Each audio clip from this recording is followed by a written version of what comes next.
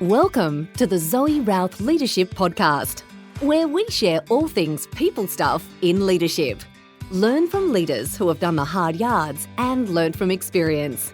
Hear from expert authors about the latest insights from culture to strategy and messy people dynamics. Get tips and insights from multiple award-winning author and leadership expert herself, Zoe Routh. Now, on with the show. Hey, it's Zoe. You know what? There hasn't been a single leader that I've had a conversation with or gotten to know with or worked with that hasn't confessed at some point fearing losing control. It can cause an increase in micromanagement at the worst end of the scale to overwork at another end of the scale. It's got nothing going for it when we hang on to the reins too tight. Well, my guest today has discovered a way to break through and out of this trap. His name is Alister Esam. He is the CEO of Process Bliss, and he is the mentor to 12 startup companies and also runs the software company Peer Group, where tech companies meet monthly to solve each other's business issues. He didn't start there. He started and trained as an actuary, apparently is one of the hardest qualifications to get. And then he went on to do something completely different. He bootstrapped a company called eShare, a software as a service business, and developed it into a hugely scalable, well-heeled business that he sold for a lot of moolah. But how did he do that? He worked out that there was a trap in the control piece. How do you break out of it? It's by using the dirty word. The dirty word is process. Yeah, process and systems. So when you use process and systems, you could actually create more freedom. And the dirty word is also the name of his latest book, where he showcases exactly how he did it and how he recommends leaders go about letting go of control by liberating others through process and systems. Okay, let's get into the interview. Yeehaw, all the way from Newbury, England, just outside of London. Welcome, Alister Esam. Well, thank you. Well, pleased to meet you, Zoe. Lovely to be here. Thanks for the invite. Oh, you're welcome. I love interviewing Brits because we're at the tail end of each other's day. You're just starting and kind of rubbing your eyes, getting the coffee going. And I'm at the end on a Friday going, okay, it's time to crack open the wine and start the weekend. No, I'm doing my gym gear and I thought, shall I have a shave? And I thought, no, I don't need to. It's a podcast. So. What? No shaving for podcasting? Oh, my God. Sorry. Well, you've had quite an interesting journey. So you're an author, and we've got a screenshot of the fabulous new book that's coming out. Actually, will be out by the time this episode is aired. And it's called The Dirty Word. And you've had some major leadership/business revelations on your journey. So you said in the bio that you sent through that you were an actuary. You trained as an actuary. Can you tell me what an actuary actually is and why you think it's the most boring job in the world? Why is it the most boring? I think I've probably been insult my every fellow professional now that I've ever worked with. But it's and actually someone that is kind of a job for people who find accounting too exciting. It's assessing risk. You learn to assess risk years ahead. So you know how long people are going to live. You do calculations around that stuff. Insurance companies use actuaries quite a lot. And I trained at it because I was good at maths at university, and I thought, what do I do now? Always wanted to set up my own business, but didn't have the guts. And so I did the obvious job that a person who's very good at maths goes and does. And it was a trap. I spent 7 years qualifying. 7 years? Oh my God. And kind of hated every minute of it. Oh, really? Well, actually, I like the fact that you explain it. It's like it's about managing risk and looking at all the big picture pieces of it. I'm like, that actually sounds really interesting. But you hated every moment and you felt like it was a trap. So you threw it all in and you started your own business, I'm guessing. It was a more complicated journey than that. It involved meeting some bad people and having some bad experiences and in my first attempt to kind of break free. But yeah, eventually I set up my own business. What? Wait, no, stop. What is bad people, bad experiences? What, did you get involved with the mafia? Like, that sounds just cryptic. I left my old firm to work with somebody. I'd probably be careful I don't slander this person now. And I guess what I learned from that person is how not to run business. And then when I eventually set up my own business, I did everything in the exact opposite way to the way that my mentor had taught me, because I kind of saw the light at the end of the day. So I had a pretty awful experience of how not to run a business. But Was that it gave in me. terms, and can we just dig, like, I know you don't want to slander them and dig and throw them under the bus. Let's talk about high order principles. Are we talking about people management stuff or business setup or? We're talking about the morals of how you do business, but also the way that you care about people. I think the way that you care about people was probably one of the key factors. And to give you an example, because this business kind of went pear-shaped, I was involved in making 2/3 of our staff redundant. And what I learned during that process was actually, it was quite interesting because I thought that would be a really unpleasant thing, and it is an unpleasant thing. But some people kind of almost saw a sense of relief when you don't people don't react how you expect when you make them redundant. And I kind of thought, actually, this is just a situation we both found ourselves in. I don't want to be here. You don't want to be here. But a lot of people actually reacted quite positively. I remember one girl saying to me, "Wow, I can actually go on and do what I really want to do in life now." And she was so positive about it. And but my partner had the attitude that you had to get angry to make people redundant. And I kind of had an argument with him about it because it was sort of it's horrible enough for these people without you making it worse. So that's just one example. But Okay, it was I he got just the didn't really flavor. have much respect for the people, I think, in the business. So yeah. Anyway, that's an aside. Okay. So, yep. So a few bruises there. And then you decided, okay, I'm going to take control and set up my own gig. So you went from being an actuary and feeling trapped to another business experience where it was another kind of trap. And then you've ended up in eShare, Yeah. your startup, and you discovered you're trapped there too. Is that right? Well, I think the interesting thing about it was, and I really think there's a problem in the workplace with this, and it still exists today. I think COVID's been brilliant for it, by the way. What I found was I was in this employed job doing boring work where I was an actuary, and not only was the work boring, but more importantly, I think the whole way that we treat work is really weird. I wanted freedom, I wanted autonomy, and I was being made to kind of do this job where you were slave to a desk you were chained to a desk 9 till 5, and kind of made to stare at a monitor and do this stuff. And if you actually think about the way that we treat people in work generally, it's kind of like a form of slavery where we make them arrive at 9 o'clock, we make them stay all day, and they can have a little break and then they leave at 5 o'clock. And during that time, they must stare at a monitor. And they're not allowed to go on Facebook, and they're not allowed to do anything they want to do. They have to do what we want to do. And they have no choice because they need an income to live. And you tell me that's not a form of slavery. So I kind of had this very extreme view about work, and I was no way going to do this. So I wanted to be autonomous.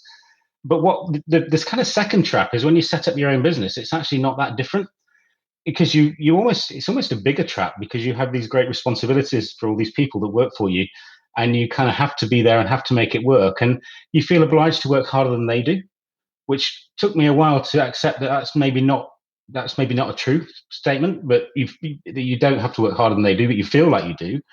And the other thing is you want your business to be absolutely perfect. You're so passionate about it, but to make it perfect, you have to get involved to such a great degree that it becomes a burden around your neck. And I found myself working 80 hours a week, policing quality in my business, running around and making my staff miserable.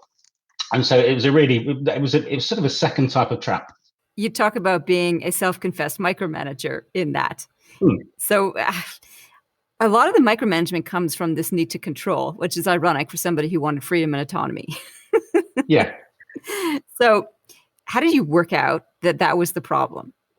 So I went on a journey, and that's really where the dirty word process came into it. And so I knew I couldn't make my business any bigger. At this point, we're probably only about 10 employees, and I'm working 80 hours a week, and I'm frustrated with my team. And I just took a step back and just thought, how do I fix this? How can I make this work? And I'll make this sound like it took about an hour, but actually it probably took about 3 or 4 years to figure all this out. What happened was I kind of decided to put in place process, which is the dirty word. And it's something that people turn to in business when they get to this sort of point. But it's something that everyone's almost reluctant to put in place because they consider it to be something controlling and disempowering and horrible that takes all the creativity away from the business. And initially, that's kind of where I was going with this. And what I found was that when you put it in that way, it just doesn't work. It's just not. It's just not effective. You're just kind of creating another kind of misery. But what I kind of found over time was that if you change your paradigms around process and you put it in place in a way in which it's creative and empowering and you give people control, it kind of breaks free because people don't want to do a bad job for you. They want to do a good job for you. And these people I was frustrated with, they really wanted to do a good job, but I had never really given them the tools to do a good job. And so what process became for me was something that they could, it became almost something that was theirs, not mine. It became something that I thought would be around me seeking compliance. But actually, what happened was they took control of it, and I no longer cared, because once I knew that they got the tools to do their job effectively and that they were changing those tools and they loved those tools, they just kind of performed far better than I could ever perform. And I harnessed this creativity within the business and this kind of this continuous improvement that I never thought I would be able to find. And I ended up working kind of like almost hardly working at all. I'm probably working a couple of days a week in the business, and my team were running it for me. And it was the same team that had been frustrating me to hell, a few years earlier. So it was, yeah. So I mean, that was kind of the summary of the journey I went on with it. So when you talk about process that was liberating, like here you are, a frustrated business owner, overworked, overtired, and going, this cannot continue. What was one of the first things that you set up as a process? Was it a decision-making matrix? Was it a delegation tool? Or It was our billing. Our billing was incredibly complicated. To get it right was from memory was impossible, and there were so many people involved in it. So there was the finance involved in it, there was the sales needed to provide data, the marketing had an element of involvement which they probably shouldn't have done, the operations were involved in collecting data, IT were involved to get data off the systems, and it was an incredibly complex process. It went wrong every month, and it got to the point where it took longer than a month to get the month's billing out, and it was just horrible. And my job there was kind of like chasing it all up and making it happen, because otherwise it wouldn't happen. And it was that's where this kind of these 8-hour weeks were coming from doing that sort of stuff. And that people didn't want me doing that, and I was just, they saw it as meddling in their business, but it was impossible to get it right. We put a process in place to look after all of that. Initially, I did want that to be controlling. I thought it would be something that brought control to the business that I would have. It was, but actually, what happened was people loved it because it solved their problem. They could get the job done right. They could. It was impossible to do this correctly from memory, and with so many people involved, and the way we were doing it. But once this thing was dropped in, everyone could do their job right. I became happy and reassured it was being done. And rather than wanting to see and control it all, I just kind of walked away and let them get on with it. And they loved it because they had the way we did it provided a mechanism for them to improve all the things they hated around it. So it became a quite empowering thing. And I think the mistake people make when they kind of put in place process, and the reason everybody hates it, the biggest mistake is they try to control people.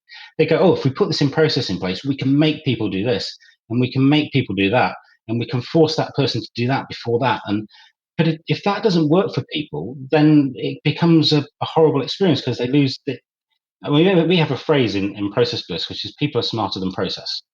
And I think it's probably the biggest thing about it. And if someone's doing something and they think this is wrong, and they know they can see that this is the way it should be done, then you shouldn't be stealing that person's creativity and that person's brain power by forcing them to do it a stupid way.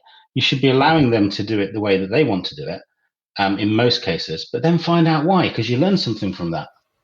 So this whole idea of, there's a couple of steps you can implement to put into processes, and you expand on those in your book. So as a case in point, you've got this complicated billing system, and you're like, right, we're going to put a process in place. Apply your steps to that as a case study. So what's your first step that you would do? That was fairly standard stuff. So we kind of, I think one of the things we did was we didn't worry too much about putting the process in place. What I asked for somebody to do, or everybody to do, was as they're just doing it, just write down what you're doing. So we've got it written down. And then when we looked at it, we said, okay, well, now we're just going to turn that into a little checklist, and we're just going to follow it each month. And then when there were things that got forgotten, we just made sure they went into the checklist. I think the thing about processes, people think it's about the status quo. It's about locking things down, and it's about, tying everything down so it's done the same way every time. But business doesn't work like that. People don't work like that. The world doesn't work like that. We're constantly evolving.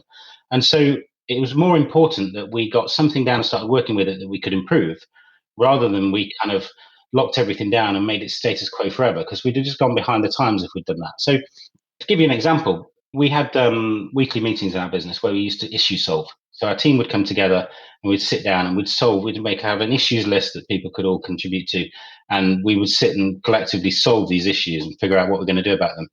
The solution became kind of changes to process all the time, because it would be like a client comes on board and they have a bad experience because for some reason or another, we didn't collect the right data at the right time, or something like that. And the solution was almost to go and say, well, how do we make sure that never ever happens again? And the answer to make sure it never happens again is just add it to the process, and stuff like that. Or an employee would come on board, and it wouldn't be the best experience, or they wouldn't be aware of some of the things that were important that we needed them to be aware of. So we would adjust our employee onboarding process. So yeah, it became a really powerful tool within our business for change, as opposed to fixing the status quo. All right. So let me just capture a little bit of how you capture your process. It was like, okay, let's just write down what we actually all do. So you captured the existing pieces. And so you made visible what might have been not visible. Yeah. And so you had a consolidated place. And then as hiccups came up, you added things in and you modified as you went down. Was this checklist, was it printed out? Was it online? Like, how did people refer to it? No, it was a software product. It was a software product, and what happened was, each time we did one of these kind of tasks, like the billing, or like the employee onboarding, or like a customer onboarding, we'd create almost like it would generate almost a project site where everyone can work and they can all collaborate. And the beauty of that was they could all provide feedback on where this wasn't working, which then got collated so we could improve the way we worked and saw how it worked. So that became quite an empowering thing for people, that they didn't have to. In fact, it was more important than feedback. One of the things we did was we encouraged people to ignore the process. If you feel like there's a better way, if you feel like so we kind of made them feel more powerful than the process. So yeah, if you think there's a better way, you do it. Just tell us why you did it. That's all. Just so we encourage people. You can imagine a checklist where you tick things off. We had a cross where people go, no, we didn't do that. And then they would say, well, why didn't you do that? And you say, well, this is the reason. They put it all through the system. And then we could look at that and say, well, this is just a load of rubbish what we're asking people to do. We're asking people to do these things, but this person's had a fantastic idea to do this a different way, and we should support that. It was a bit like, I read a book called The Art of Action once. I can't remember who the author is, but in there he talks about the way that the Prussian army became so successful, which eventually I think formed Hitler's army. And the way that they did it was, prior to that, armies were kind of told to, people planned the battles. You go there, and then you do this, and you do this, and then we'll come around. And there were detailed plans about how people perform battles. And The Art of Action talks about the Prussian army, where people were given the minimum possible remit, and then allowed the freedom to kind of evolve around. So as things changed and things happened, they were allowed to kind of adapt, as long as they were attempting to achieve their ultimate goal. And so we kind of were trying to introduce that sort of culture into the business, but then to capture how people were adapting and learn from it. So I don't know if that makes sense. Yeah, it does. So it's like, from a technical point of view, I'm trying to visualize this. There's a central platform that is collaborative experience, where people could update as they went, or challenge as they went, and create anew as they went. So when you talk about the biggest blockers or hidden blockers in the business, what are those? I think to me, the biggest blocker for this, and in businesses, because now I kind of I found this quite revolutionary in my business, which is why I wrote The Dirty Word, and why I developed a software product I want to take to market. Because I exited my previous business. I could have just gone and sat on a beach, but I thought, no, this thing's really powerful. And I come across CEOs all the time who have this problem. They're just frustrated with their business, and they think it's their team that are no good. They say to me, if only I could get people to do things the way I want them done. And you think, well, you're just making the problem worse, and this is really what the endemic problem in business, that you've got these kind of CEOs that want their business to be perfect, but are making their staff's lives miserable. And by doing that, they're demotivating them, and they're losing all opportunity to catch their creativity. And I think the biggest problem in business to kind of solving that is, you wouldn't think process is the solution. And that's why I call it the dirty word, because process thinks that just makes all that worse. And for me, it was actually the little key that unlocked it all and allowed me to let go and them to gain freedom. And then once you've done that, it just gets better and better. So for me, it's an attitude issue, in terms of the CEO or the founder, whoever wants to put this in place, wants process to be controlling, and they don't really need it to be. It's not about that. They're thinking about it entirely the wrong way. And the employee, because they know that's the conception of how process is implemented, the employee just feels process is another is an extension of this kind of micromanaging, as opposed to is possibly the opposite if it's done in the right way. So for me, that's the massive blocker. So once some people started to play with it more than others and embrace it more than others. And what I'm curious about as a leader, you've gone from a board actuary trapped to business partner frustrated and trapped and freaked out to business owner overworked, trying to micromanage and control, to setting up this system which gives you more space, gives your team more space. How did your identity as a leader shift? Did you think about yourself in a different way? Yeah, I think one thing was you go from being, and this is true when you set up your own business, and I bootstrapped the business, so I never had funding. You wrestle that business off the ground, and so kind of some of this stuff might be important in the early days. You feel like you're fighting all the way, and as this transition started to happen, the staff started to enjoy this empowerment, and I started to let go.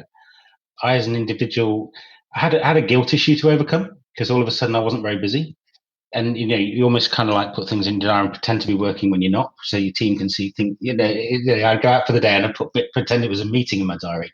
Or I learned to fly helicopters, and I put a fake entry in my diary that looked like I had a business meeting because I feel guilty about doing these things. But gradually over time, I think what I saw was that people who were working for me started to thrive and enjoy it, and they didn't really care what I did because they would much prefer I just cleared off and let them get on with it and enjoy and have me around. So because they like me wanted to run their own ship, and when they started running their own ship and they started enjoying it and seeing that, I think eventually as the penny dropped that Alister, you can just drop out now and just do the things you want to do. Yeah, I think then your identity does change because I remember once going along. I'm a member of a Vistage, a CEO network, which I'm sure you've come across. I remember going along to a meeting once, and a question was posed to the group, which was, "What's the role of a CEO?" And everybody started writing everything down. So one person wrote sales, one person wrote getting funding, one person wrote making the finances, and basically there was this list of about 25 things that was basically making sure that everything in the business is done. And I thought, this can't be right. Nobody really knows. And the trouble is, when you're a CEO, most CEOs don't train to be CEOs. They just fall into the role. They kind of either do a good job in the business and get promoted to CEO, or they set up their own business, as I did, and all of a sudden find themselves in this job they're not qualified to do. The role of a CEO is that leadership stuff, that stuff that you talk about. It's about coaching and about those things, and it just takes you a long time to realize your role isn't policing quality in the business. Your role isn't ensuring everything's done right. Your role should be nurturing your team, hiring the right team, nurturing your team, looking after them, coaching them, improving them, and making sure that those sort of aspects and the vision of the business is properly communicated, and all those sort of good leadership things. And I think what this allowed me to do was break free from those bad habits and those things I shouldn't have been doing, and perform the role that a leader should do, I think. That's a big change, isn't it? From wanting to set up a successful business and drive it hard and really push things up that mountain, to being a liberator, an accelerator, what I call an amplifier, a CEO as amplifier, amplifying everybody else's abilities around you. So how do you define success now, and has that changed over time? That's an interesting one. I listened to one of your podcasts when I went for a run yesterday, and I think the person said redefine success as where you are now. And I was really thinking about that. One of the things as a character, I kind of have a need to keep achieving more, and I've kind of done some analysis on that using something called positive intelligence, and I think I did think success was the next big thing, and then when you've achieved that, the success is the next big thing, and there's never enough. It's never enough. Right now, I think what I want to do for success for me is solving this problem for people. I've got some friends of mine who are CEOs who are in the situation I was in, and I haven't quite figured out. I talk to them a lot, and I haven't quite figured out how to make them see how to unlock this. But they have this issue where they're working so hard to wrestle these with their business, making their team miserable. And so for me, success is to pick on the ones in that team who look the hardest to convert and solve that problem for them. And to solve it for as many people as possible, because it really is quite a horrible thing. Because you think of it as sort of an individual basis, but you think of it, a lot of businesses are run like that. And a lot of CEOs are making their staff miserable, and they're making themselves miserable because of this kind of conflict and this kind of wanting your business to be perfect, but not empowering your team to achieve it for you. it's so common, it's unbelievable. And so, success for me is solving those problems. What you're describing is a really significant ceiling of development. So a leadership maturity conversation would talk about those who are pushing so hard at the top to achieve results with their team is they're kind of butting up against the Achilles heel of the achiever stage. It's actually called an achiever stage. And what triggers into the development of a new way of thinking and doing, which is what you've described as your journey, is often the threat of burnout, where you're like, or getting to the point where you go, is this all there is? Is this really what it's all about? Just climbing another freaking mountain? And when you decide, no, maybe there's other stuff I could do, like working less and taking, what did you say, helicopter lessons? Yeah. So taking helicopter lessons. Yeah, I've done that now. I've moved on. I'm now onto racing cars. So yeah. Oh yeah. my God. But yeah, I think success is interesting because I think sometimes, and your podcast the other day made me think about it. You kind of need to sit back and look at where you are now, because I think truly for a lot of us, you've already achieved success and we should be satisfied and we should just enjoy what we're doing. Nothing wrong with trying to achieve some more things and solve some more problems in the world. Sometimes you do that from a negative point of view. So you can, when you're trying to set up a business, you can do it from fear of failure, or you can do it for the love of achieving what you want to achieve. And it's far better to do it for the love of achieving what you want to achieve. If you do it for fear of failure, it can be just as motivating, but make you miserable. Yeah, I agree with that. So if I was to give you two tools to help you with your CEO friends, it would be the two questions you've already come across, which is, how do you define success? And the second one is, how much is enough? Yeah. And if you sit with those, they can be pretty confronting and liberating at the same time. So if you can encourage your CEO mates to explore those and then say, hey, by the way, if you want to discover what a new way of being and doing is, like, here's my process, which will liberate you to do that. And I think the other thing that I would encourage you is talk to them about identity shift. I mean, it's quite hard to do that, to be the person in control and command and to move to somebody who is a liberator, amplifier instead. You have to reconceive of who you are and what you're doing in the world. Yeah, no, that's fascinating. I hadn't looked at it in those sort of terms before, so thank you. Yeah. Well, I think if you're going to do this big work, which it is big work to liberate business and to liberate CEOs and to liberate organizations, then a lot of it is emotional, conceptual work as much as it is process driven. So speaking of process, because you offer, steps to implement processes that work, what are your steps? I think the steps themselves really are, it's to capture it, write it down. But I think probably more relevant to the lessons that the key lessons that I learned. And before you start, always have at the back of your mind that people are smarter than process.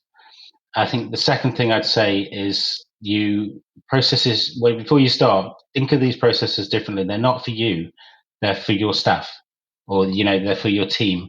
You think this is something you're putting in place so you can control your business. That's totally the wrong way to think about it. They should be something that they own. And that's the other thing. That the third thing would be that you shouldn't own them. You should pass them across and get rid of them. They should be owned by the people who run them. They should be theirs. They should be shaped and evolved by them. And that's a really difficult thing. So if you're a CEO, you're a founder or something, and you kind of like want to write down and define exactly how your business works, and you want to do that. You don't want someone else to do it. But your brain is one brain, and if you've got a team of sort of 75 people, as I had, it's much better if you can harness all their brains and get them doing the work than you, because you just can't operate it on that basis. So give them ownership of it, make them run with them. The other kind of key lesson is that this should be about reassurance, not compliance. People kind of think they want to look at stuff and see that it's all been done correctly.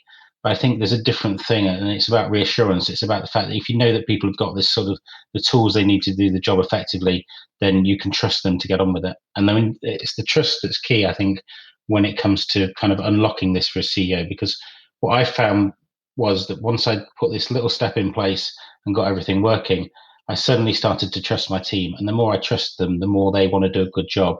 And it reversed this cycle that I'd created, and it just grew and grew and grew. Because the more they did a good job, the more I would trust them. And then I would start to see they were probably better at this job than I was.